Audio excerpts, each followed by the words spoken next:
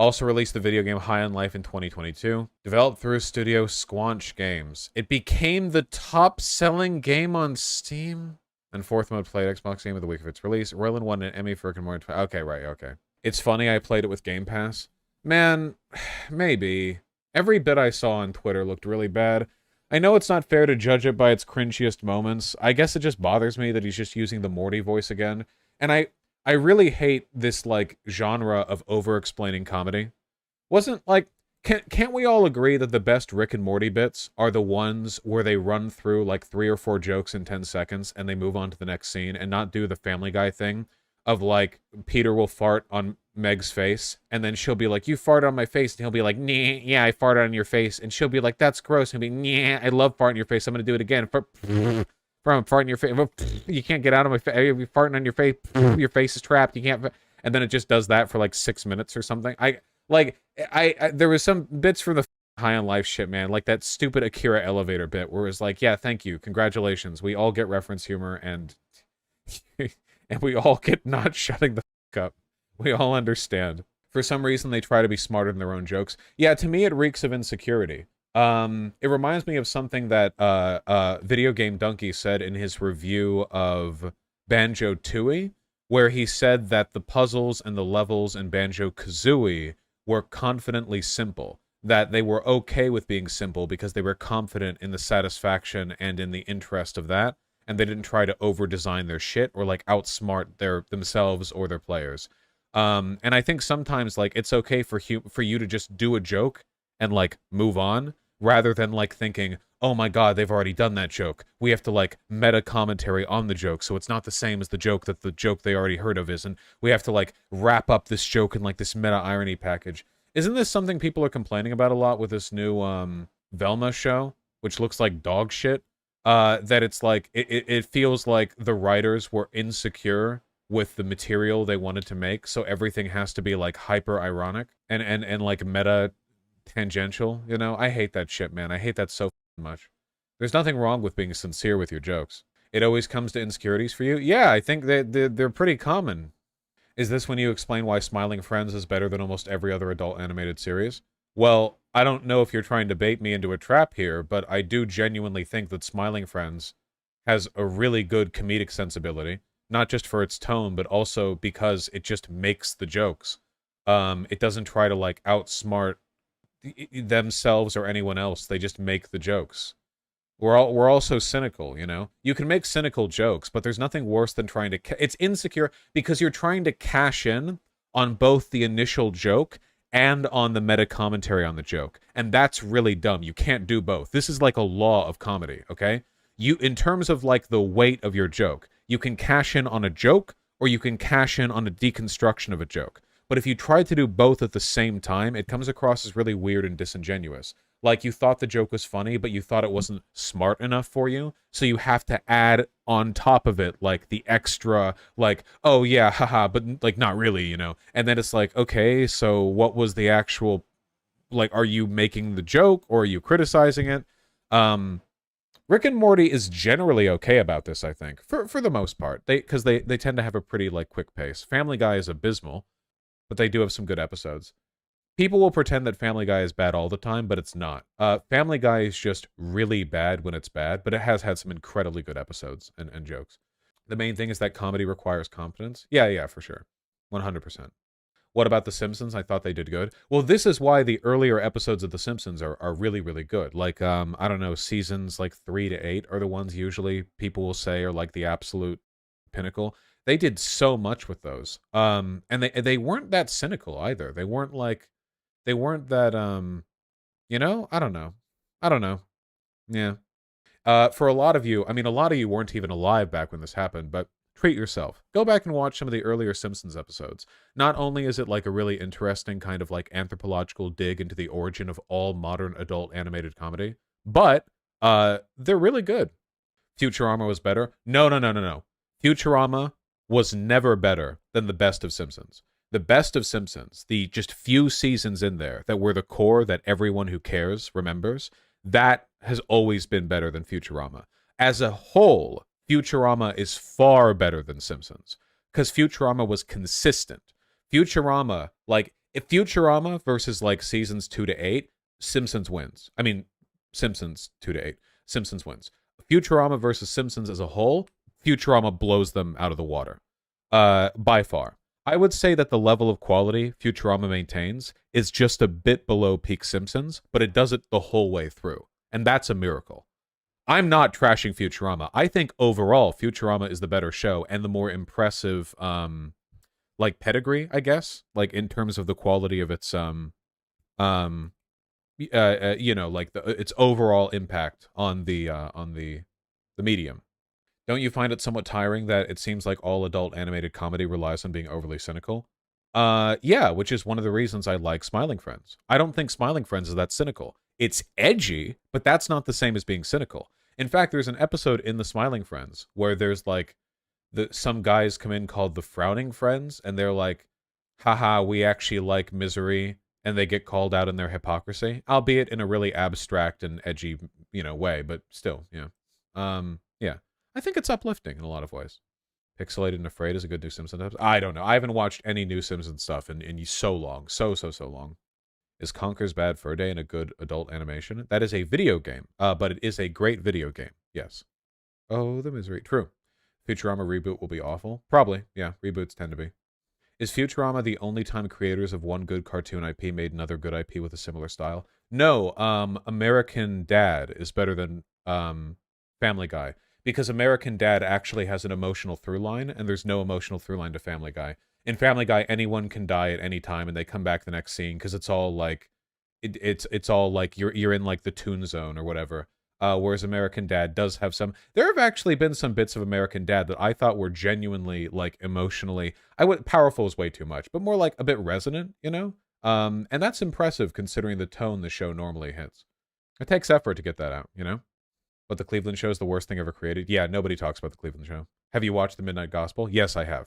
Very interesting. The Midnight Gospel is basically just some guys on shrooms creating animations to go along with bits of a psychedelic podcast about like death and life and stuff. It's very interesting. Very artistically. Is it any good? It's great. Yeah, it's very good. Yeah. Yeah. My friend is a huge American Dad fan. I don't get it. I think they've had some pretty good episodes. I'm not like a fan necessarily, but I definitely like it on average more than Family Guy. Yeah. King of the Hill and Beavis and Butthead. I have never seen Beavis and Butthead. I just know about it because of like the regurgitated information. But I've never sat down and like watched it, you know? I have seen some King of the Hill, and I generally liked it a lot when I saw it. I think it's a pretty excellent satire. Unrelated but favorite Hell of a Boss episode. I can't remember the details of any Hell of a Boss episode because I'm jerking it the entire time. I love my hot demon waifus and husbandos. I'm just hardcore stroking it the whole time. I'm just absolutely blasting it. So I don't remember anything. I come out of those episodes in a haze. Venture Bros. It's been so long since I saw any Venture Bros shit that I don't think I've ever seen the full show. I think I saw like one episode once. I don't know. Oh, does anyone remember it's the band was called Metalocalypse. What was the name of the show on Adult Swim? Metalocalypse was Death Clock. Death Clock. Dude, that was my high school shit, man. That was my like edgy alternative metal sculpts. Yeah. Oh wait, the band was Death Clock, but the show was Metalocalypse? Okay, whatever.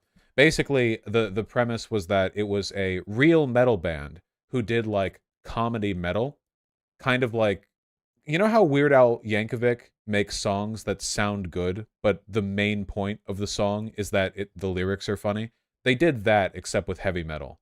And basically the guys who did the band, they had an Adult Swim show that was like, basically, what if you took a metal album cover and made it into a show with the most ridiculous premises possible? Just keep everything edgy and everything, I don't know, metal sculpscalypsk. I don't know. It's hard to explain, man. Blood Ocean shit. I never saw the movie either. What about Super Jail? I never saw Super Jail. The characters are all great. I haven't seen this shit in ages, man. The one song that I remember from that album of theirs was Hatred Copter, where the main guy's like growling Hatred Copter over and over again, and then the backup vocals are singing about how he flies a helicopter powered by hatred, but nobody told him how the controls work, so he just like crashes. But the whole thing is done in like growling metal. I don't know. I remember that one. You ever see Aqua Teen Hunger Force? Okay, this will get me canceled. I never actually found it that funny. I saw enough of it to know that I didn't like it that much. I don't even know why I didn't find it that funny. Maybe it was that early, maybe it was like the brand of cynicism they had for Aqua Teen Hunger Force that just did not hit with me. I don't know. There was something about it that just didn't. It wasn't that I found it uninteresting. It was just like I found it kind of off-putting, like unpleasant to watch. Um, Something like that. Yeah. What about Archer? Archer's a great show. Um, Man, I don't want to sound like a I don't want to sound like a goddamn like media pig here, but as I continued to watch Archer up to like season 6, I never actually got bored watching it. Does anyone else feel, because normally they're like, "Oh yeah, Archer season 1 and 2 are really good." But I watched all the way up to season 6 and the whole time I thought like, "Yeah, you know, I feel like writing-wise the quality's been pretty consistent to be honest." Yeah, I don't know. I guess the main issue is that the character development, like they never, yeah. It's kind of like BoJack Horseman, where BoJack Horseman as a whole is a really good show, but it's so frustrating to have like 57 arcs that are BoJack tries to get better, seems like he might be doing it for a bit, and then doesn't. One of the most memorable moments of the show was BoJack Horseman at the end of season 1, when they didn't know it would turn into this big media empire. He goes he like tries jogging because he's out of shape and he wants to feel better about himself, and he collapses, and some guy who's like a monkey looks down, and they say, it gets easier, but you have to keep trying. That's the hard part, but it does get easier, or something like that. Or is that season 2? Whatever. And I thought maybe that was like an indication that they were going to sort of develop on his growth past that point, but they didn't. If anything, BoJack Horseman got worse with time, which is realistic because life doesn't always work out that way, but also narratively, it's like, how many times are you going to bait our interest with a recovery arc, you know? Is BoJack Horseman actually funny, or is it all heavy and emotional? It's pretty funny. I think it's pretty funny. It's a good show. Opinions on Cyberpunk Edgerunners? Cyberpunk Edgerunners is like really good animation bait. It's good like art porn, I guess. But in terms of like having an interesting plot or having a like resonant sort of like emotional beat, I don't think it delivers on that. I think it's mostly just like, holy shit, look at how pretty this animation is.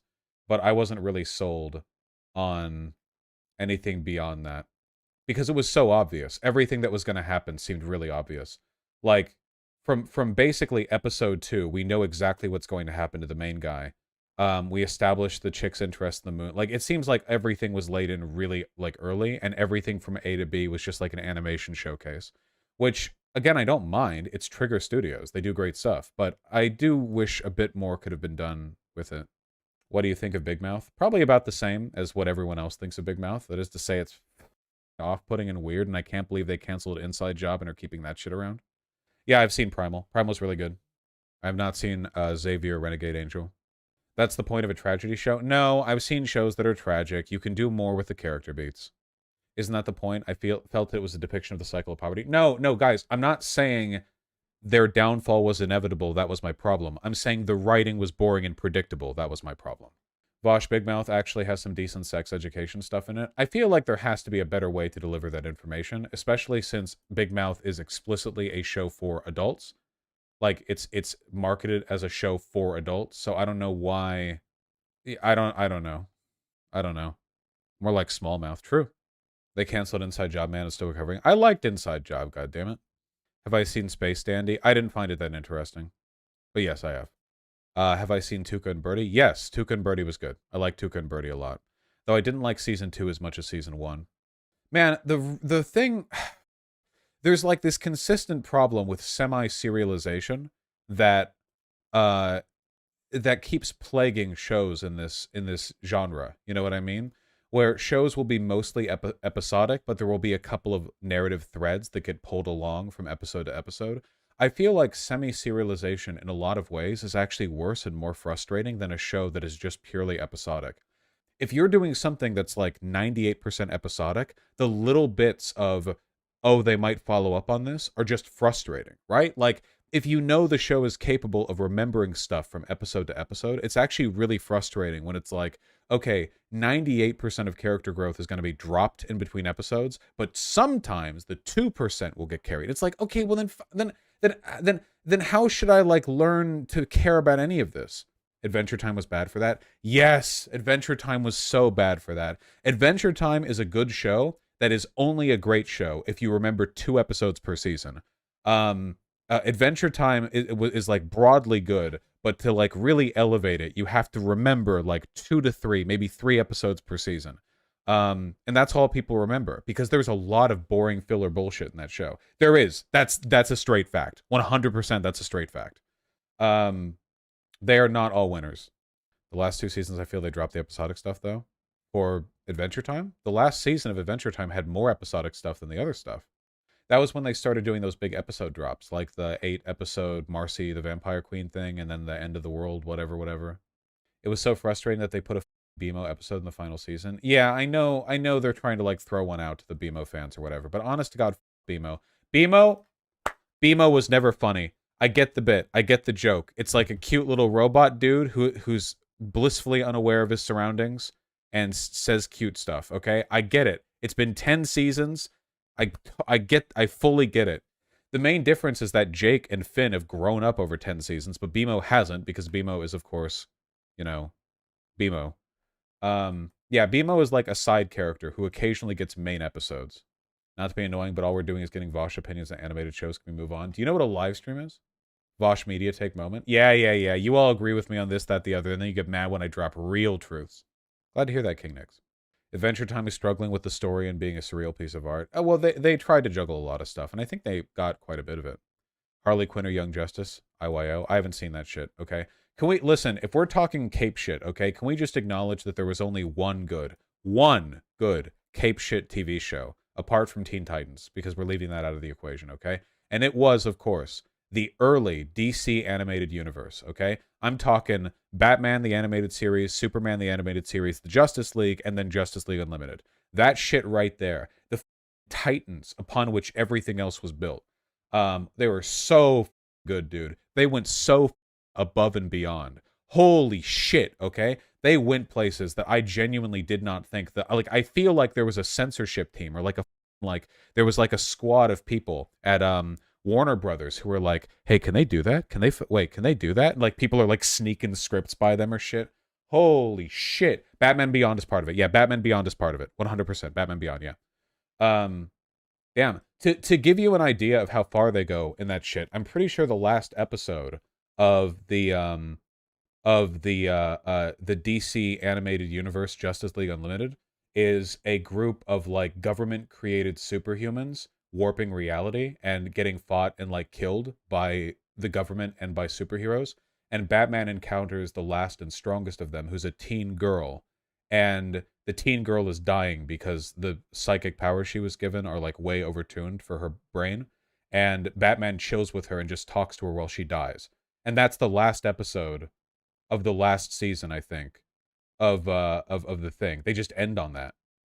Again, this is like a Saturday morning cartoon shit. I can't believe they got away with that stuff. For her name was Ace Vaush. Oh, it's been ages since I've seen that. Yeah, it also ties in with Batman Beyond. Yeah, because it happens in the future. Yeah, it's really good. I haven't seen Gumball. No, I haven't seen Moral Oral. Sorry, I've heard people say it's really good.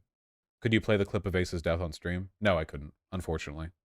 Oh, come to think of it, actually, the DC animated universe, the one I just described, might also be the only time they did a good job of critiquing Superman while also keeping him to be a Boy Scout. The premise is, just give me a second, this is my childhood, okay? The premise is basically that to set like the stage, like for where the world is at this point in the story, Justice League has hundreds of members of superhumans, and they live in a watchtower with an orbital nuclear laser cannon pointed down at Earth 24/7. And every government on Earth is terrified of them, because it is an objective fact that if the Justice League wanted to do anything on Earth, they could. It is like canonically accepted that they have the ability to do whatever they want, and they are essentially the ruling authority of the planet. And Superman does not get this, because he's too good-natured to understand that other people might not buy that he's good-natured. He doesn't understand, he doesn't realize that in his mind, he's like the Bobby policeman. He's like, oh, well, I'm a good, I'm good and things are good, so it's all good. You know, he doesn't get it.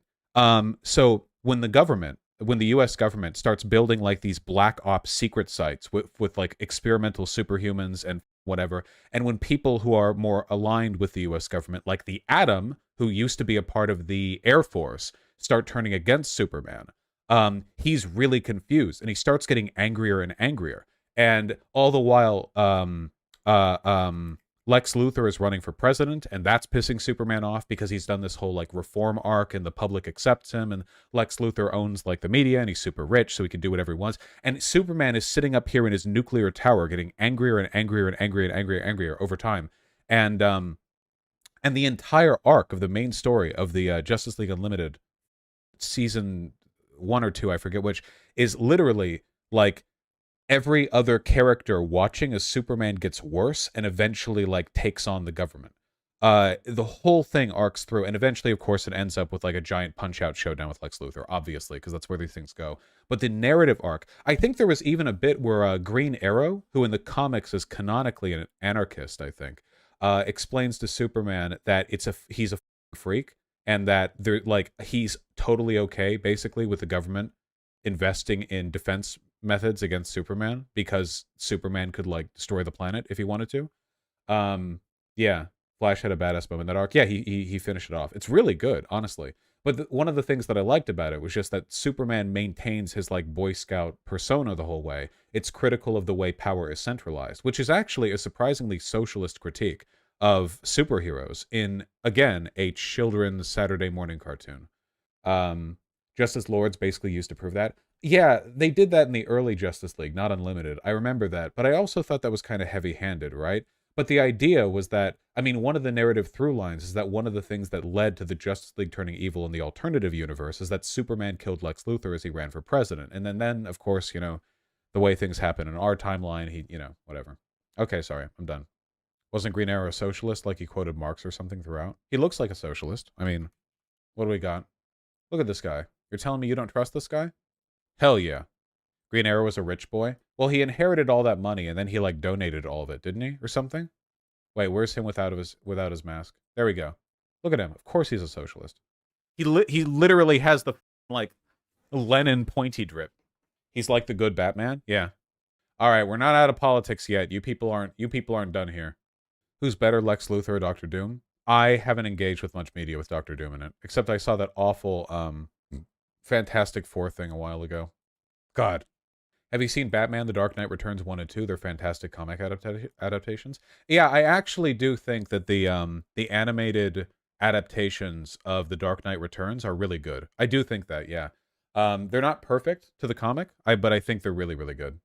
Does Green Lantern count among the ACAB? I mean, isn't he literally like a vet, like hard ass or something, like a Marine or something? Oh wait, it depends on the Green Lantern. When I think Green Lantern, I always think of the black guy. Jordan? Jones? Literally a space cop? Yeah, true. John Stewart. I knew it was a J. Yeah, John Stewart. The other John Stewart. Yeah. Literally a space cop? Yeah. John Stewart is a former Marine. Jordan is a test pilot. Okay, well, you know, they're all there. They will never get Doctor Doom right. He's the reverse Tony Stark and nobody gets it.